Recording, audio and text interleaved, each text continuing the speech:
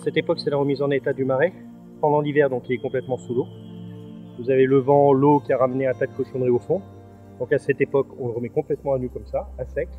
Tout le limon qui est en trop, on remonte, on l'enlève et on relime et on refait correctement tous nos chemins. Une fois qu'on a fait ça, on laisse grêler comme on voit ici, c'est-à-dire que ça se découpe complètement.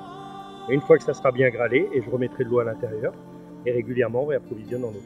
À partir de ce moment-là, on remet de l'eau à l'intérieur. Il ne faut plus que ça s'assèche complètement.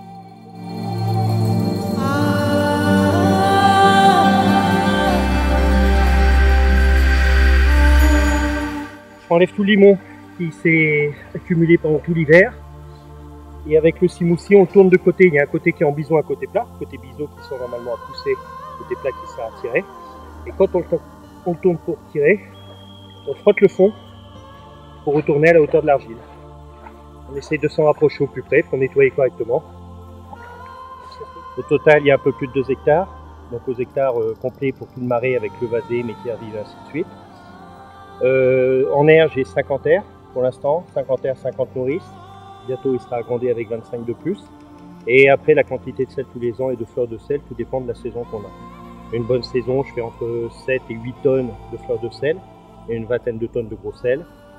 Fin mai, début juin, dans ce marais, je commence à avoir de la fleur de sel. Tout dépend après le saunier, la période où il a commencé à le remettre en état. Étant donné que je fais que ça fait l'année, donc j'ai le temps de le remettre en état très tôt.